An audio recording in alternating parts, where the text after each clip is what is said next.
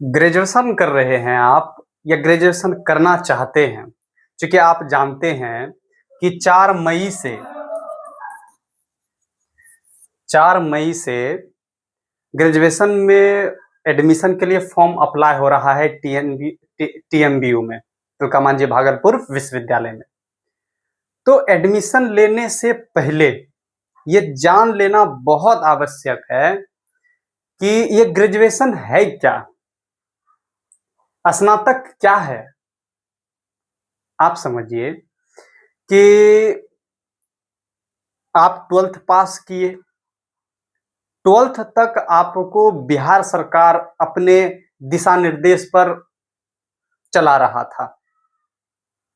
अब बिहार सरकार क्या करती है, आपको अपने स्कूल से निकाल करके एक यूनिवर्सिटी में आपको भेज देती है कि आपका जो देख रेख है, आपका जो पठन पाठन की क्रिया है, अब एक यूनिवर्सिटी संभालेगी। एक यूनिवर्सिटी के अंदर रह करके आप पढ़ाई करेंगे। तो समझ लीजिए कि स्नातक जो है हायर एजुकेशन में आपका पहला कदम है। हायर एजुकेशन, अगर यदि आप स्नातक कर लेते हैं तो आप हायर एजुकेशन का पहला डिग्री लेते हैं। समझ गए? हायर एजुकेशन का पहला ही सीढ़ी है स्नातक। इसके बाद स्नातकोत्तर, जिसको पीजी कहते हैं, एमए, एमएससी, एमकॉम, स्नातक, UG, undergraduate, BA, BSc, BCom, है ना। तो हम समझें कि स्नातक क्या है। हायर एजुकेशन का ये पहला कदम है। आप पहले हायर एजुकेशन में पहला कदम आप रखने जा रहे हैं, इसलिए बहुत महत्वपूर्ण चीजें हो जाती है आपको ये समझना कि स्नातक में कौन सा विषय ले। इस बिंदु पर चर्चा करेंगे। दूसरी चर्चा अब ये करेंगे कि 4 साल के स्नातक का क्या फायदा है, क्योंकि आप जानते हैं कि अब अगर यदि आप ग्रेजुएशन कर रहे हैं या करने वाले हैं, क्योंकि आप अभी एडमिशन लेंगे या जो कर रहे हैं उनसे भी आप पता कर लीजिएगा कि ग्रेजुएशन अब 4 साल का हो गया है। इसके पहले ग्रेजुएशन 3 साल का होता था। वो एनुअल एग्जाम लेती थी यूनिवर्सिटी। एनुअल मतलब वार्षिक, वर्ष में एक बार लेता था, पार्ट 1, पार्ट 2, पार्ट 3। अब 4 वर्ष में आपको सेमेस्टर वाइज देता है। सेमेस्टर कहें तो 6 महीने का, हर 6 महीने में आपको एग्जाम देना होता है। तो 4 साल में 8 सेमेस्टर होगा आपका। वैसे 3 साल का एग्जाम होता था। जब एनुअल एग्जाम होती थी तो पार्ट 1, पार्ट 2, पार्ट 3 3 एग्जाम देते थे, आपका ग्रेजुएशन कंप्लीट हो जाता था। और अब जो ग्रेजुएशन कर रहे हैं 4 साल वाला, तो इसमें आपका सेमेस्टर वाइज एग्जाम होता है। 1 साल में 2, 4 साल में 8 हो जाएगा। 8 बार आपको एग्जाम देना होगा। उसके लिए आप फॉर्म अप्लाई कीजिए, तरह तरह की बातें, असाइनमेंट वगैरह सारा चीज अब लिखना पड़ता है। चलिए आगे देखते हैं। अगला जो होगा, स्नातक करें या ना करें। एक बहुत सेंसिटिव मुद्दा है, करना है या नहीं करना है, और यही आपके लाइफ का चेंजिंग पॉइंट है। आप इसको जितना बारीकी से समझिएगा उतना जल्दी सफल होइएगा। करना है या नहीं करना है, या करना है तो कहां से करें। ठीक है, मुझे पता है कई ऐसे लोग होंगे जो कि हमारी बातों का बुरा भी मानेंगे कि हम आपको पढ़ने से रोक रहे हैं। और कई होंगे कि जो उनको अच्छा भी लगेगा। तो इसी खट्टी मीठी बातों को लेकर के हम लोग आगे बढ़ते हैं। चलिए, एक बात यह है कि स्नातक में कौन सा विषय लें। अगर यदि आप साइंस फैकल्टी से हैं तो 12th में पढ़ने में आपको सबसे ज्यादा मजा किस में आया, मार्क्स किस में ज्यादा आया है, इस पे नहीं जा रहे हैं। आपको मजा किस में ज्यादा आया, इंटरेस्ट किस में था पढ़ने में। हमको कभी कभी जो चीज नहीं भी पसंद है पढ़ने में, मजा नहीं भी आ रहा है पढ़ने में, सडनली उसमें मार्क्स बहुत ज्यादा आ जाता है। इसका मतलब ये नहीं है कि उसी ऑनर्स को लेंगे, उसी सब्जेक्ट को ऑनर्स बना करके आगे बढ़ जाएंगे। मार्क्स पर नहीं जाएंगे, हम लोग मजे पर जाएंगे कि हमको किस सब्जेक्ट को पढ़ने में ज्यादा मजा आता है। अब मान लेते हैं कि आपको मैथ पढ़ने में ज्यादा मजा आता है और मार्क्स आ गया आपका इसमें फिजिक्स में ज्यादा आ गया या केमिस्ट्री में आ गया, तो आप क्या करेंगे? मार्क्स ज्यादा जिसमें आया है उसको लेकर के आगे बढ़ जाएंगे। फिर वही आपका जो है ना सत्यानाश कर देगा। अगर आपको मजा आता है पढ़ने में मैथ, मार्क्स भले कम हो लेकिन ऑनर्स पेपर मैथ को ही लेकर के आगे बढ़िए। अगर यदि मजा आता है आपको फिजिक्स पढ़ने में तो आप फिजिक्स लेकर के आगे बढ़िए, केमिस्ट्री लेकर के आगे बढ़िए। लैंग्वेज पेपर की बात करें, अगर यदि आपको इंग्लिश पढ़ने में मजा आता है तो आप इंग्लिश लेकर के आगे बढ़िए। हिंदी पढ़ने में मजा आता है, चलिए हम हिंदी की बात कर लेते हैं। अगर यदि आपको हिंदी पढ़ने में मजा आता है तो आप हिंदी लेकर के ग्रेजुएशन कर लीजिए। लेकिन याद रखिए, हिंदी वाले स्टूडेंट के लिए हम बता रहे हैं पर्सनली, अगर यदि आप हिंदी लेकर के आगे बढ़ रहे हैं तो एक एक्स्ट्रा लैंग्वेज आपको आना चाहिए। या तो आप खूब अच्छे से भोजपुरी सीख लीजिए या मगही सीख लीजिए या बंगला सीख लीजिए, कोई एक लैंग्वेज, या खूब अच्छे से इंग्लिश भी जानिए या चाइनीज, कोई ऐसा लैंग्वेज एक्स्ट्रा आपको सीखना ही चाहिए। सीखना ही पड़ेगा, हम ऐसा नहीं कह रहे हैं, लेकिन सीखना ही चाहिए। क्योंकि अगर यदि आप एक एक्स्ट्रा लैंग्वेज सीख लेते हैं तो आपको विदेश जाने का मौका मिलेगा। क्योंकि हम आपको पहले बताएं कि हायर एजुकेशन में आपका पहला कदम है, यहीं से आपका हायर एजुकेशन का डिग्री लेना स्टार्ट कर लेते हैं आप। आपको पता है, हम बताएंगे आपको, जब चौथा साल आप इसमें चल जाइएगा ग्रेजुएशन में तो आपका रिसर्च पेपर होगा, आपको रिसर्च करना होगा। मतलब सेमेस्टर 8 में जब चले जाएंगे आप तो वो 6 महीना रिसर्च पेपर ही आपका वर्क होगा, रिसर्च पेपर पे वर्क होगा। तो जब आप अनुसंधान ग्रेजुएशन में ही कर लेते हैं, जो कि पीएचडी वाले करते हैं या जो पीजी कर रहे हैं वो लास्ट सेमेस्टर में वो करते हैं, तो वो सारा अनुभव आपको यही मिल रहा है। बेनिफिट तो है, हाँ। तो आप जब इतने अनुभवी शिक्षकों के साथ अभी से मिलेंगे, अभी पढ़ेंगे इन सारे सब्जेक्टों को, रिसर्च कैसे किया जाता है, बेनिफिट तो है। तो उस बेनिफिट को हम कहाँ से कैसे ले सकते हैं, ज्यादातर इंक्रीज कैसे कर सकते हैं? इसके लिए तो भाई आपको एक एक्स्ट्रा लैंग्वेज पता रहेगा तब ना रिसोर्स खुलेगा। मान लेते हैं कि बिहार में अगर इसका स्कोप नहीं है जॉब का, तो आप बंगला सीखे हुए हैं तो बंगाल चले जाएंगे। बंगाल में भी टीचर की जरूरत होगा, वहां भी कई ऐसे लोग होंगे जो कि चाहेंगे कि हम बंगला से, जो बंगला बच्चा जानता है उसको हिंदी सिखाना है, तो आपको तो वो दोनों लैंग्वेज चाहिए। ट्रांसलेटर की जरूरत पड़ेगा, आप जब दूसरा लैंग्वेज जानेंगे तभी तो आप ट्रांसलेट करेंगे। चाइनीज भाषा को हिंदी में, हिंदी भाषा को चाइनीज में ट्रांसलेट करके देंगे। तो हिंदी वाले जो स्टूडेंट हैं एक भाषा पर कभी अटक के नहीं रहिए। अगर यदि आप हायर एजुकेशन में जा रहे हैं तो आपका स्कोप बहुत बढ़ जाता है जब आप दूसरे लैंग्वेज को सीखते हैं। तो बाकी आर्ट्स फैकल्टी के जो स्टूडेंट हैं या उसमें जो जाना चाह रहे हैं वो तो ध्यान रखें कि आपको पहले जो बात हमने बताई, आपको जो भी सब्जेक्ट पढ़ने में मजा आता है, इंटरेस्ट आता है सबसे ज्यादा, आप उसी को लेकर के आगे बढ़िए।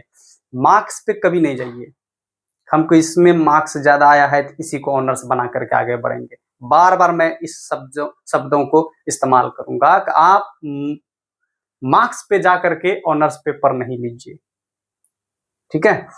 ये सभी बातें ध्यान में रख करके आगे बढ़िए, ठीक है। तो अब देखिए, स्नातक में कौन सा विषय लिए तो समझ में आ गया। जो आपको मजा दे सब्जेक्ट पढ़ने में, आप उसी सब्जेक्ट को लेकर के आगे बढ़िए, मार्क्स वाले सब्जेक्ट को नहीं। वो आपका सत्यानाश करने के लिए काफी है। आगे हायर एजुकेशन में जा रहे हैं तो वीडियो के अंत तक बने रहिएगा, सभी पॉइंट को अच्छे से क्लियर करेंगे। दूसरी बात है, अगर दी आर्ट्स वाले के लिए हम कह रहे हैं, इकोनॉमिक्स पढ़ रहे हैं, इकोनॉमिक्स को भी बहुत अच्छे से पढ़िए। ज्योग्राफी पढ़ रहे हैं तो पता होगा ज्योग्राफी में, ज्योग्राफी का हम लोग दो तरह के से ज्योग्राफी को पढ़ते हैं, एक आर्ट्स में पढ़ते हैं, एक साइंस में पढ़ते हैं। ज्योग्राफी को हम दो तरह से पढ़ते हैं, एक आर्ट्स विधि से पढ़ते हैं और एक साइंस विधि से पढ़ते हैं। जो आर्ट्स विधि से पढ़ रहे हैं केवल, वो अक्सर ध्यान देंगे आखिर इसको साइंस के नजरिए से पढ़ेंगे तो कैसे पढ़ेंगे। आप दोनों तरह से पढ़ने का कोशिश कीजिएगा। ढेर सारे ऐसे वीडियो मिल जाएंगे आपको YouTube पे, या अपने शिक्षक से जहां एडमिशन लेंगे आप जिस भी कॉलेज में, वहां टीचर जब पढ़ाने आएंगे ज्योग्राफी को, तो वहां आप पूछ लीजिएगा कि ज्योग्राफी को हम अगर दिया आर्ट्स के नजरिए से पढ़ेंगे क्या क्या पढ़ेंगे, साइंस के नजरिए से पढ़ेंगे तो क्या क्या पढ़ेंगे। ज्योग्राफी वाले के लिए पर्सनल हम कह रहे हैं कि ज्योग्राफी दो भागों में डिवाइड हो जाएगा, एक आर्ट्स में और एक साइंस में। अगर आप आर्ट्स लेकर के पढ़ रहे हैं तो भी आप साइंस की नजरिया से इसको देखिएगा, देखना ही है एकदम। और बाकी जो भी है, आपको जिसमें मजा आए पढ़ने में, होम साइंस तो होम साइंस, आपको लगता है कि होम साइंस के फील्ड में हम बेहतर कर सकते हैं, कुछ ऐसा कर सकते हैं कि नया चीज खोज करके दे सकते हैं, क्योंकि हमने पहले बताया रिसर्च करने का मौका आपको मिलेगा। जब आप 8वें सेमेस्टर में चले जाएंगे आपको रिसर्च करने का मौका मिलेगा। रिसर्च का मतलब ही होता है पुनः खोज, खोजे हुए चीज तो है ही, आप उसमें नया क्या ढूंढ सकते हैं, क्या नयापन दे सकते हैं, उससे अलग क्या कर सकते हैं आप। तो जब इन सारे बातों को अभी देख लीजिएगा तो बताइए कि हम लोग कितना आगे बढ़ेंगे। और 4 साल के ग्रेजुएशन का फायदा यही है कि आप अभी से अगर ग्रेजुएशन कर रहे हैं तो अभी से ही नेट का JRF का एग्जाम दे सकते हैं।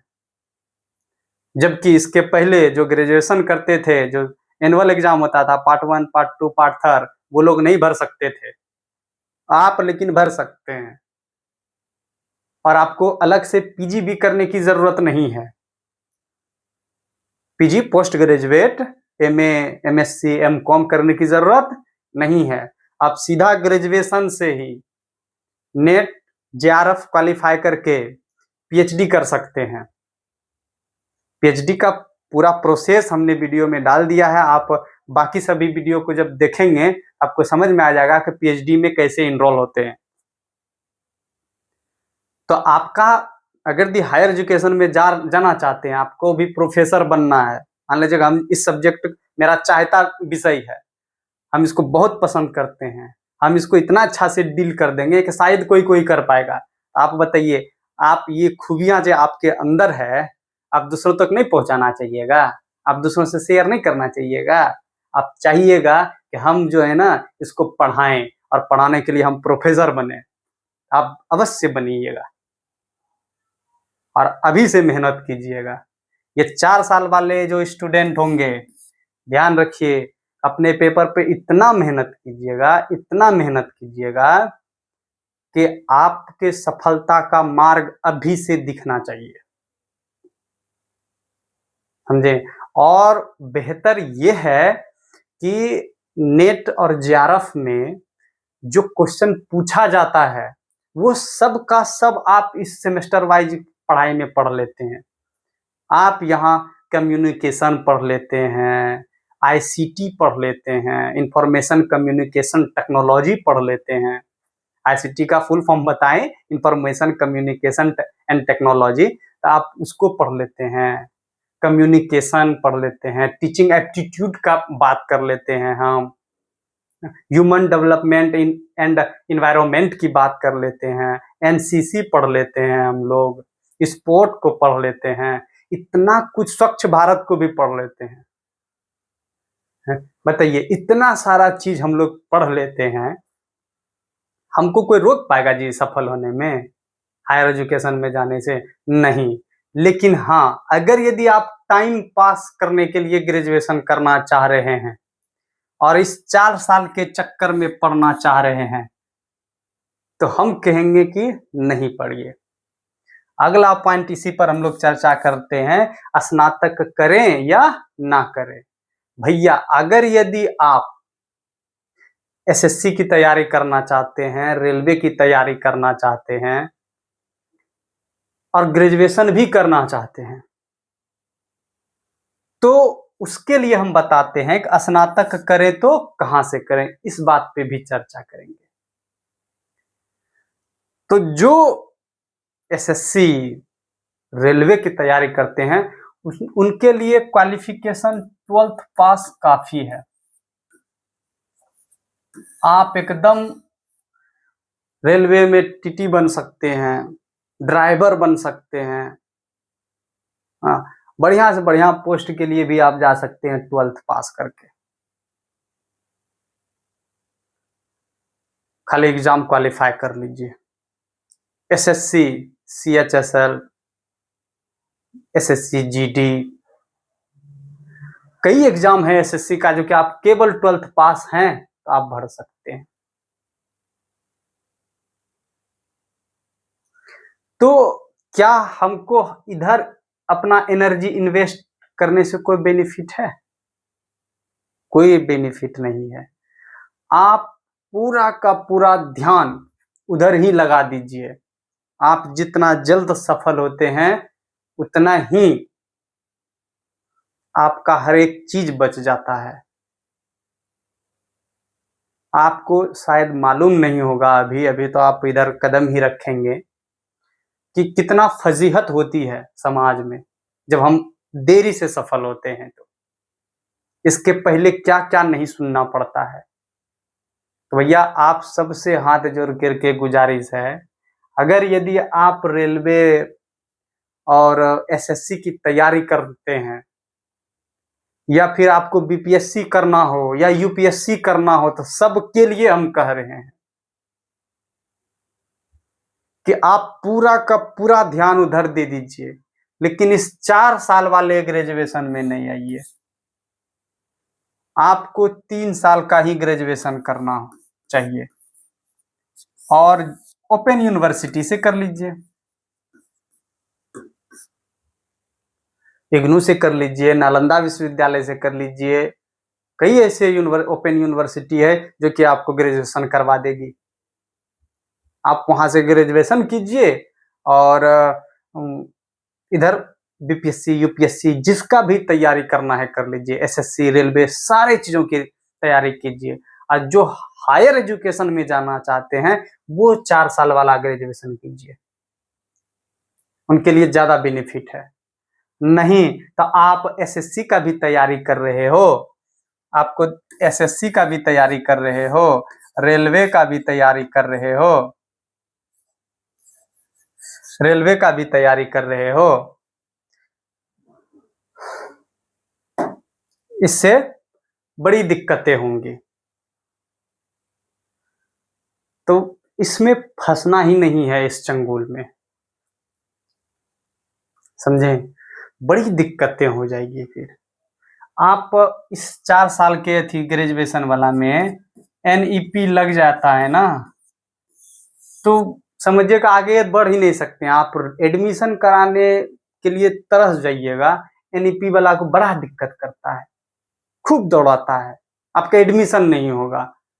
हाँ, पहले तो आपको ये समझ में नहीं आएगा कि हम जो फॉर्म भरे थे एडमिशन के टाइम में, जो सब्जेक्ट लिए थे, वो सब्जेक्ट चेंज होकर के कुछ और चीजों का हमसे एग्जाम ले रहा है, आपको फंसा देगा।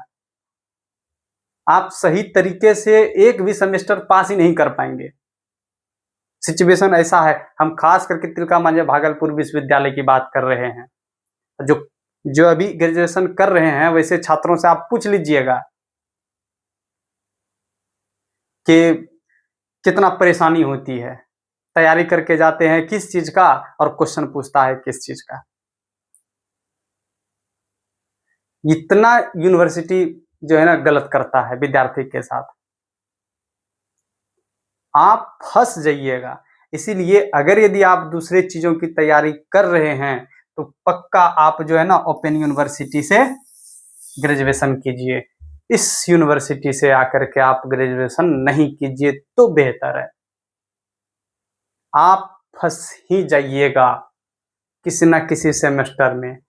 आप फंसते फंसते अगर यदि NEP लग गया तब तो कल्याण है, बहुत दिक्कतें होंगी।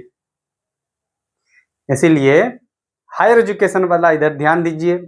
अगर यदि आपको हायर एजुकेशन में नहीं जाना है तो आप ओपन यूनिवर्सिटी से ग्रेजुएशन कीजिए तो ज़्यादा बेहतर होगा। फिर भी अगर यदि आपका कोई सवाल रह गया हो, कुछ और पूछना हो, तो आप कमेंट सेक्शन में कमेंट करके पूछ लीजिए, हम आपका जवाब देंगे। और आप नए हैं तो चैनल को सब्सक्राइब कर लीजिए, फॉलो कर लीजिए और अपने दोस्तों के साथ इसे शेयर कर लीजिए ताकि वो भी इस जानकारी को ग्रहण कर सके और अपने भविष्य को सुरक्षित कर सके और अपने क्षमता को सही दिशा में लगा सके। धन्यवाद।